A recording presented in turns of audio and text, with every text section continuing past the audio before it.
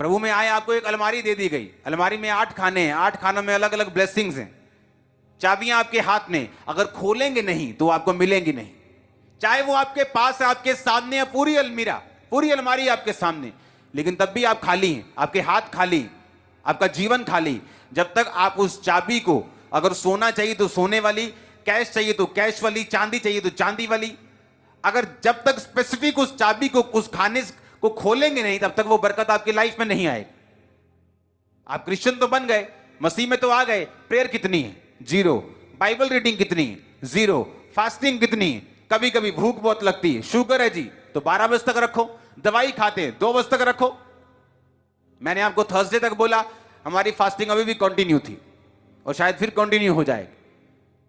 ये चीजें करनी आपको जरूरी है, क्योंकि अगर आप डिसिप्लिन में नहीं हैं तो ये बात याद रखो, वो अंधेरे के लोग जो जादू और टोने से आपको अंधेरे में लेके आना चाहते हैं, वो डिसिप्लिन में हैं, लेकिन आप डिसिप्लिन में नहीं हैं।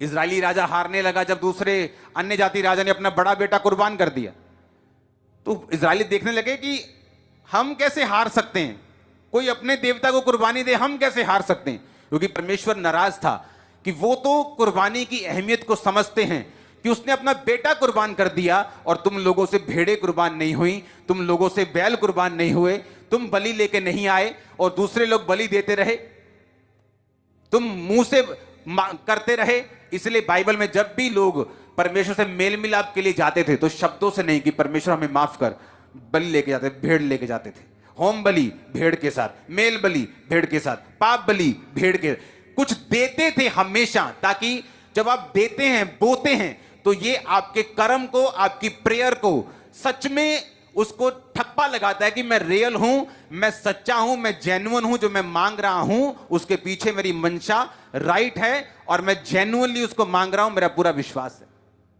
हालेलुया। अब डिसिप्लिन की कमी है। अंधेरे की दुनिया से अगर बाहर आना है, विचक्राफ्ट से, जादू से, टोनों से, अंधेरे से, बॉन्डेज से, तो एक बात आपको और ध्यान में देनी है, घर में एक समय रखना है। एक समय ऐसा होना चाहिए आपके, सुनो, ये बाइबल में चीजें नहीं लिखी, इसलिए मैंने कहा कि जब आप जीवित चर्च में होते हैं तो वो परमेश्वर का आत्मा जो बाइबल में है आपको ऐसी चीजें अपने लोगों के जरिए बताता है जिससे आप उन बंधनों से बाहर आ सकें, और जब आप एक बार बाहर आ गए सदा बंधनों से बाहर रहेंगे यीशु के नाम। आपको करना क्या है? एक समय ऐसा रखना है अपनी लाइफ में रोज, जब आप परमेश्वर के सामने अकेले प्रार्थना करने के लिए जाएं। मत्ती में लिखा है कि जब तू प्रार्थना करे तो द्वार बंद कर दे, कुंडी लगा और अपने पिता से गुप्त में प्रार्थना कर। एक प्रार्थना प्रेरितों के काम में परमेश्वर का वचन हमें सिखाता है कि जब हम प्रार्थना करें तो बैठ कर करें। बैठ के मतलब सब मिल बैठकर, वो घुटनों पे भी हो सकती, चेयर पे भी हो सकती, उसका कोई मैटर नहीं, लेट के हो सकती है, खड़े होके हो सकती है। एक समय ऐसा आपकी लाइफ में होना चाहिए जहां आप अपने परिवार के साथ बैठे हैं। आपकी एक पारिवारिक बाइबल होनी चाहिए, जो पर्सनल नहीं, परिवार की बाइबल। ये मेरी फैमिली बाइबल, ये सब फैमिली मेंबर्स, एक बाइबल आपकी फैमिली के लिए होनी चाहिए और साइज में थोड़ी बड़ी होनी चाहिए। उस बाइबल के पीछे आपको अपने छुटकारे के लिए पॉइंट्स लिखने हैं कि आपको फाइनेंस का छुटकारा चाहिए। कहां कहां वचन कहता है कि परमेश्वर तुझे फाइनेंशियली बरकत देगा, नीति वचन 3 में वो कहता है। हां, हर जगह को ढूंढ के वहां लिख लेना। और जब आप बाइबल पढ़ेंगे और जब आप प्रार्थना करने के लिए परिवार के साथ बैठेंगे, आप उन पीछे पन्नों को खोलेंगे, आप 15 मिनट वर्शिप करें, 15 मिनट आप प्रेयर करें, 15 मिनट फिर लिखित प्रेयर करें, और पूरा परिवार उन लिखित वचनों से, कि बाइबल के वचनों से, कि वचन में लिखा है कि जब तू अपने खेत खत्तों से पहली उपज को खुदावंद को देगा तो वो तेरे खत्तों को भरा पूरा। ऐसे सारे वचन जो बाइबल में हैं, आप बोल बोलकर उन वचनों को पढ़ेंगे और आपका परिवार जो है वो आपके साथ पढ़ेगा। ऊंची आवाज में हालेलुया बोलो। कितने इन बातों को समझ रहे हैं? एक टाइम जब आप अकेले हैं, उसमें लिखी हुई प्रेयर भी करें और आत्मा से भी करें, स्पिरिट से भी करें, गैर भाषा भी करें। एक टाइम रखें परिवार के साथ। आपके बच्चे वो बच्चे नहीं हैं, वो खरबों अरबों रुपया है आपका, वो आपकी प्रॉपर्टी है। सुनो, उनको सिखाओ कैसे खुदा काम करता है। आपको मालूम है खुदा कैसे, बच्चों को थोड़ी मालूम है।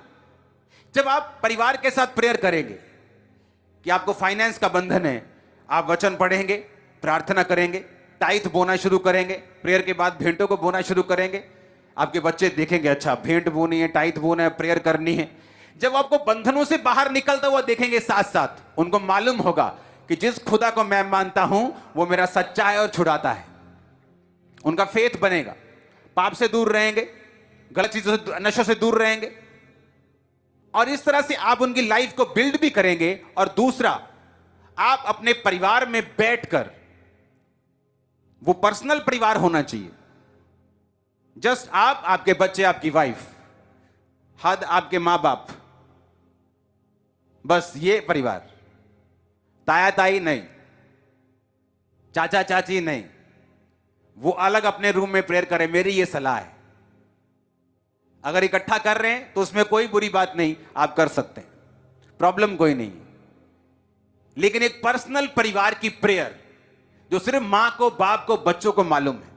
आप बैठते हैं बच्चों के सामने, वचन को लिखते हैं कि कहां वचन में लिखा है यहोवा मेरा चरवाहा है, मुझे कमी नहीं होगी।